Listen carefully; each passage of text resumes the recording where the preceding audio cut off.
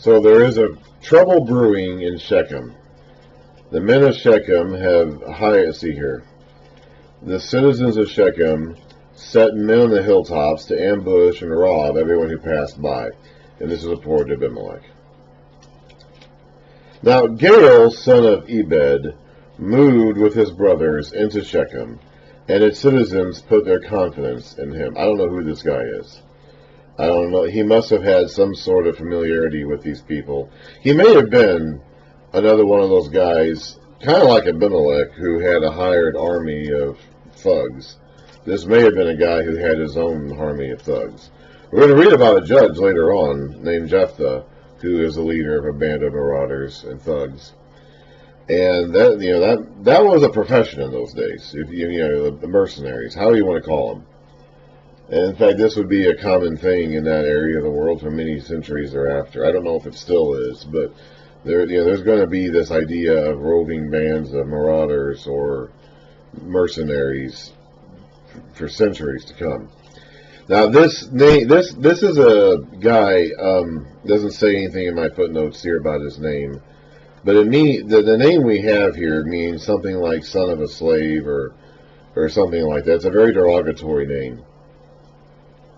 And this is a good spot to point out that we're getting to that point in the scriptures, in the history books of the scriptures, where we can't always be certain that we're actually getting proper records of people's names. Sometimes we are, but in some cases we might be getting an epithet or a vulgar nickname that the writers are using to describe someone instead of that person's actual name. And it's hard to determine when or how often this happens, or when we're getting someone's proper name or not. We saw a little bit of this, I think, with the books of Moses. I mentioned when I read it back in Exodus, at the beginning of Exodus, it talks about these two cities that the Israelites were forced to build on behalf of Pharaoh. And it says, and identifies them in Exodus chapter 1, verse 11, they were forced to build Pithom and Ramesses as store cities for Pharaoh, and how that causes problems. That has caused a lot of problems for people in our modern understanding, because we see this word Ramesses there, and we assume that the king is naming the city after himself, so that the king himself is named Ramesses. And so we therefore find, and there are a number of kings named Ramesses, but they all come along a little bit later. And of course the main one is Ramesses the Great, who was one of the greatest kings of all Egypt, reigned for 67 years and was a dominant figure. And so we assign him the role of this pharaoh, but he isn't. And that caused, we did that 100 plus years ago, and that caused all kinds of havoc with our dating system for ancient history, which is still not cleared up to this day, partially because we don't want to go back and admit we made a mistake here. A big part of the reason why we arranged our dating system the way we did is because we read here in Exodus that the Israelites built a city named Ramesses. We assumed that Ramesses had to be named after the king. We identified the king Ramesses as this pharaoh, so we fixed our timeline around this happening in the days of that pharaoh, when none of that is true. And all of that is a simple mistake due to the fact that Ramesses here in the text is probably not the word that Moses originally wrote. When Moses would have originally written this account down, he probably had a different word there, a different name that was the name of that city in the days that it was actually built. And that at some point later on in history, hundreds of years later, it was given the name Ramesses. And so when the copy of the book that we have today came into being, the scribe or the editor who copied it down put in the name that was common in his time, and not the name that it was originally called by in Moses' time, 1,000 years earlier or whenever. And so the name Ramesses here is covering up, I believe, a name that used to be there, that was what the city was called in Moses' time. But was not the original. The Ramesses is not therefore the original name of the city. So that simple mistake, that misunderstanding on our part, in the around 1900 or so, many hundreds of thousands of years later, caused us all kinds of problems in our dating system of Egyptian and Israelite history, which we still haven't really acknowledged or corrected to this day. So there's an example of it. Another example, I believe, now this of course is much more conjectural, much more, much less certain, but still I believe as an example, is Nimrod in Genesis 10, when it talks about the generation of people who came about after the flood, sons of Ham, Cush, Mizraim, Put, and Canaan. Cush was the father of Nimrod, who grew to be a mighty warrior on the earth. He was a mighty hunter before the Lord. That is why it is said, like Nimrod, a mighty hunter before the Lord.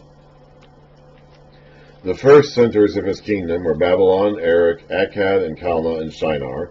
From that land he went to Assyria, where he built Nineveh, Rehoboth, Calah, and Resen, which is between Nineveh. Anyway, Nimrod is not probably that guy's name. Nimrod means, in Hebrew, that word is marad, or M-R-D, be the consonants, and it means rebel. So basically, or to rebel.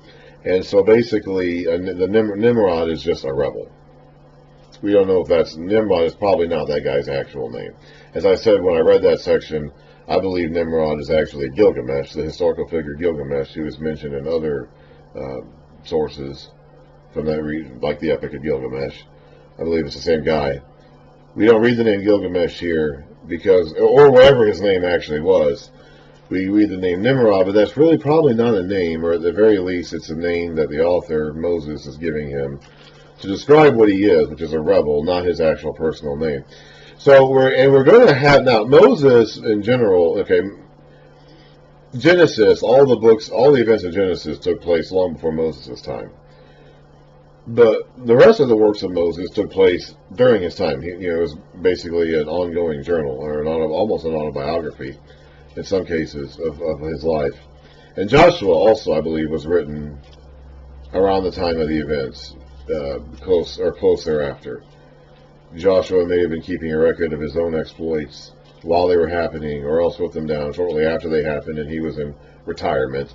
Or it was the priest, possibly Phinehas, who outlived him slightly and may have written it down slightly afterwards.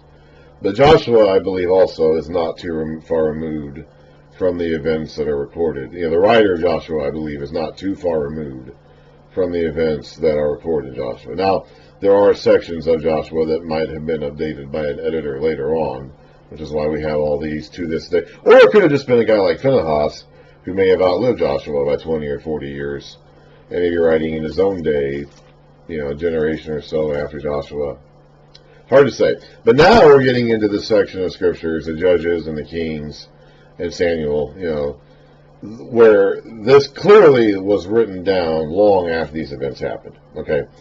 However these stories came into written form, whether they were spoken out loud and passed down orally, or early primitive copies were written down and kept, and then some later prophet or scribe accessed those and compiled them in this material, or whatever. Now, Judges is too early for that, I think. Kings, I think, will happen. When we get to the book of Kings, I think we're going to be reading a compilation of, in fact, it actually says this. The book of Kings will even tell us that it's drawing from other sources that were written down in the day of the writer of Kings that are not existent any longer. Judges is a little too early for that. So Judges, I think, is probably relying mainly on oral history and oral tradition. At any rate, we're getting to that point in Scripture now where the writers of these books lived many hundreds of years after the events we're talking about. Now, this is true for Moses when it comes to Genesis. But most of the rest of Moses, all the rest of Moses' time, and I think even Joshua, the writer of those books, the original writer of those books, is not too far removed from those events. So here they are. Here in Judges, Judges may have been written by Samuel, or at least started by Samuel. Samuel may have been the first to write these events down, and even if that's true, we don't know that's true, but even if it is, Samuel himself lived 200 or 300 years after these events took place. The writer of Kings, and that's going to happen. So in some cases, what is going on, and again, it's extremely, I'm not going to try to keep track of this, because it's extremely hard to know the difference. In fact, here in this section, I don't even have a footnote explaining what Gaal Son of Ebed means. Okay, the NIV copy that I have here just doesn't see fit to include that, which is fine. But we do need to be aware that some of these characters and names we get may not have been their actual names. You know, they may be names that they're known by in the days of the writer, or their nicknames or epithets that the writer is calling them by to describe what they are more accurately than what their name was. It's possible. We have to keep that in mind. In this case, I think we're seeing that happen. Another example of the book of Judges is Delilah. Delilah may not have been that woman's actual name. And we have to keep in mind, and it'll typically happen with the bad guys. Okay, like this is the sort of thing that will happen with the villains more than with the heroes. The characters that the author wishes to denigrate, you know, or not dignify by giving their proper name and giving them some other word to describe them instead. And those are the characters it's going to be used for. A positive character that we're supposed to hold up an example as a positive example, it's not going to happen to them. It's going to happen to the bad guys, basically. But keep it in mind. And again, it's really hard to tell the difference. But do keep that in mind. Whenever you read about these little figures that come along, like Gaal, son of Ebed, or whatever, or Gaal, son of Ebed, keep in mind that may not be his actual name. That may just be a term the writer of this book is calling him by to describe what he's really like. It may not have been his actual name. Anyway, phew.